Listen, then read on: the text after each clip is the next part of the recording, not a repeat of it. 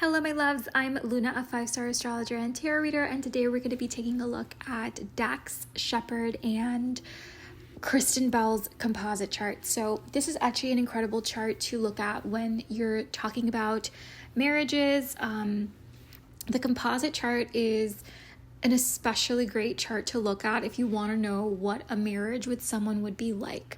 And I do this all the time for my clients, who are married. Is like the composite chart shows you everything that, the relationship is going to bring up, essentially what happens when the two of you come together and create a unit, create a home, create a family, and a future together. Now, I did do their Synastry last week or a few weeks ago. You guys can check that one out. But I wanted to take a look at their composite chart to see what's going on between these two. Why is their relationship so polarizing? And if you would like your own personalized reading, you can head on over to my Etsy store. The link is in the description below. I have all kinds of readings, Synastry readings, composite chart readings, as well as just like other birth chart readings. You can head on over there and check what I have available.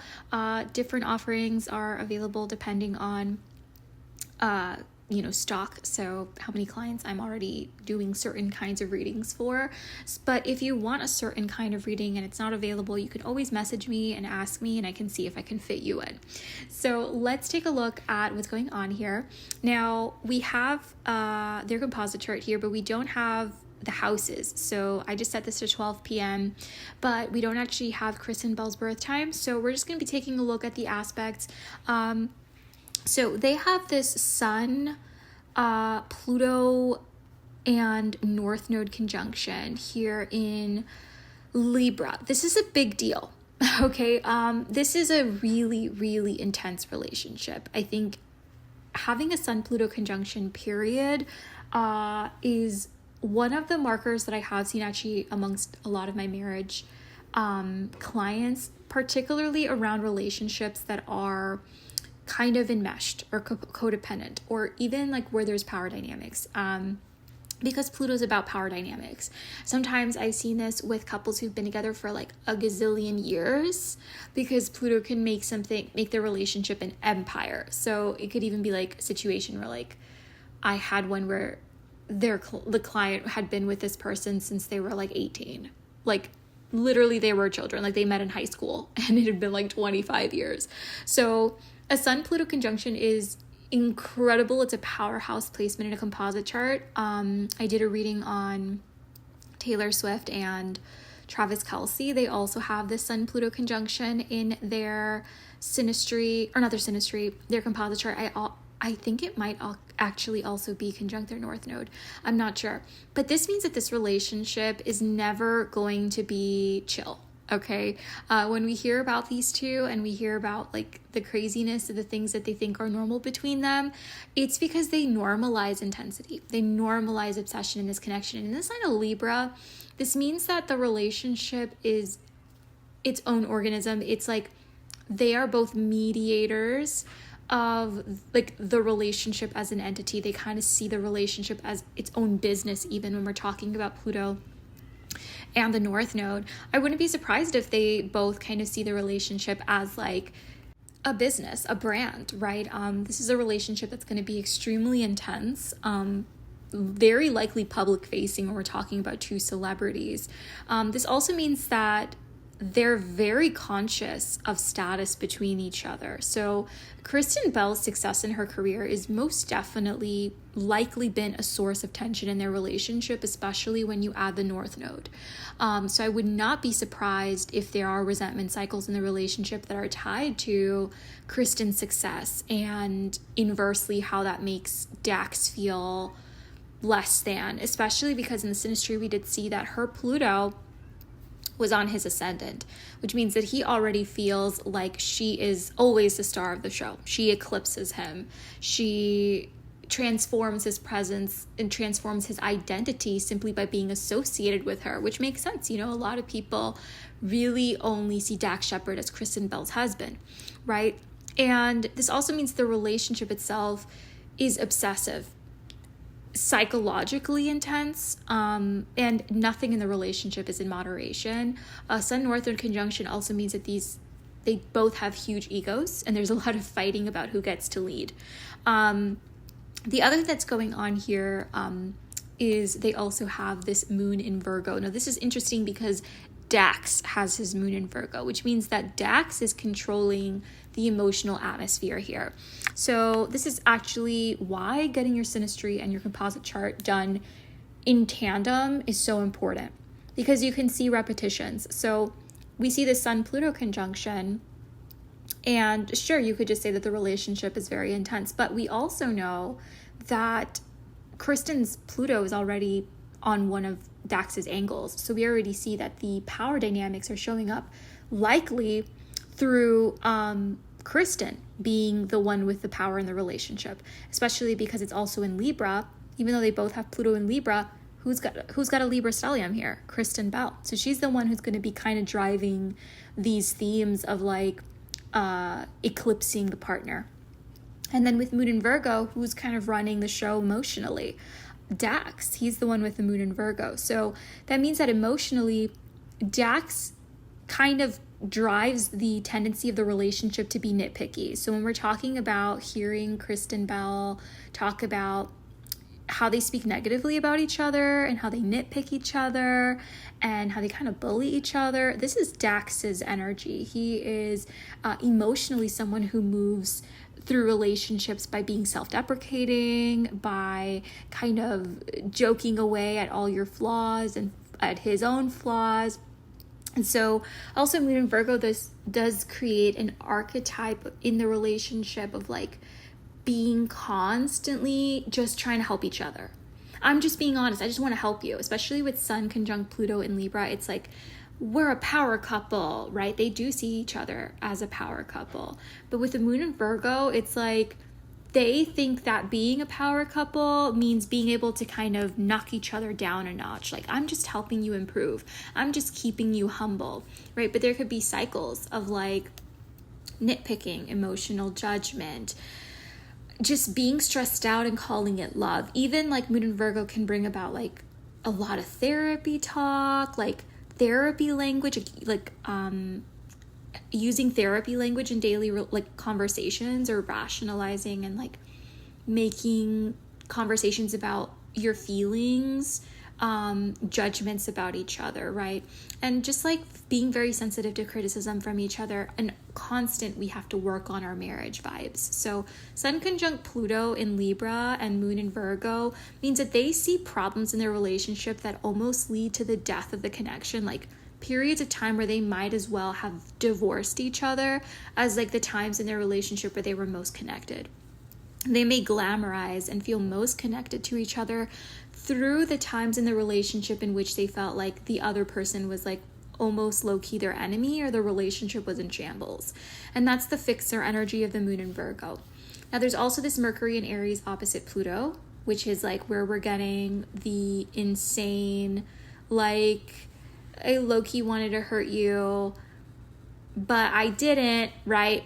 That kind of arguing and like little jokes and such. That's the Mercury in Aries. It's like blunt, it's impulsive, they're not softening their edges. And when it's opposite Pluto, they're using very powerful language, curse words even. Verbal arguments can get pretty intense. There could even be like obsessive thinking, like obsessively talking about the same problem. Mercury in Aries is very confrontational and like heavy on the curse words, especially because Mercury is ruling their moon in Virgo, which means that in arguments, they don't simply say like, oh, like, I'm mad at you. They go at each other with like all the worst parts of each other. And then they just kind of turn around and they're like, that was funny. Shock value humor, or like even having dark jokes, inside jokes in their relationship is kind of common in their connection, right? Now, we also have their Venus in, is there Venus in Aries? Let me double check. Yeah, so they do have this Venus in Aries, and then they have this Mars-Uranus conjunction in Scorpio. So they're very, very passionate. They bond through fighting. They bond through challenging each other. It means that the relationship is extremely erotic and attractive, but their Mars-Uranus conjunction and in Scorpio means that I don't think that they're even giving the full scope of the reality of how intense their fights can get, right? I think, even the way they're saying it, which is already shocking to us, which is like, oh my gosh, that actually sounds horrible, is the palatable version. It's the funny version. It's the glamorized version, because the non-glamorized version, Mars, Uranus, and Scorpio, that's extremely toxic. This is a connection where like things fly off the handle really quickly. Really quickly, there could be even like cycles of jealousy, possession, control, especially because they also have a Sun-Pluto conjunction. So there could be a lot of like knowing how to hurt each other. When we're talking about Mars and Scorpio, Scorpio is deep and knows all your secrets. And they have this Mercury opposition to Pluto, which means that there's almost like an invasion of privacy going on in the relationship where they both are very, very much deep into each other's psyche, and they know exactly what to say to each other to like really tick each other off, which might be exactly why this connection, their arguments can spiral out of control. Now, let's see what else is going on here.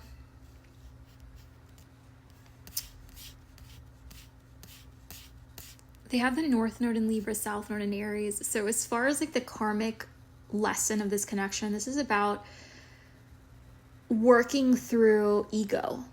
The South Node in Aries is about the relationship. These are two people who are very competitive individually. The relationship itself is coming from a place of like being the best, succeeding the most, being the most dedicated to fighting for the relationship. So there's almost like this competition of like who can fight for the relationship more. But the North Node in Libra is about learning to be co-creators, to be co-partners, to be complementary, not the same, to balance each other rather than competing with each other. There could be a sense of the relationship of both people feeling like they're just doing what's best for the relationship, but in fact, they're actually just trying to prove that they're right constantly. Like, I want to lead. I know how to fix this. I know what's right, and you're messing up in this way. So they may have a tendency to kind of give each other these long, extreme lists of all their flaws and how each person can be better. And from their perspective, they're like, I'm just trying to help you. But again, that's kind of like a little bit egotistical and condescending, because it creates this power dynamic where you're talking down to your partner. Like, actually, I don't understand why you do that this way. That's actually dumb. You need to fix that. So they have really harsh ways of communicating. When we're talking about North Node in Libra, this is about moving towards integration of the ego through partnership, through communication, through connection. But because their South Node is in Aries and it's ruled by that Mars and Scorpio, it means that they're both actually very strategic. They're definitely a power couple. They're both very cunning and are very motivated by success and being the best. And that can seem very attractive at first, where they might really admire each other's ambition. But over time, when the other person outshines you or shows you parts of yourself that you don't really want to work on, it can feel like, ego death, which is what's happening with both of them with their Sun conjunct Pluto. They're going through cycles of ego death together. So it means that when they go through life together, as a married couple, the one thing they'll be good at is achieving together. But they'll also approach everything from this perspective of it's low-key a competition. They're both kind of humbling each other. They're both kind of waiting for the other person to fail so that they can feel a little bit better about themselves, right? And that means that this even goes for like parenting or like any new excursions that they do in their life. There's going to be this constant fight about who's leading and who's submitting with Sun conjunct Pluto.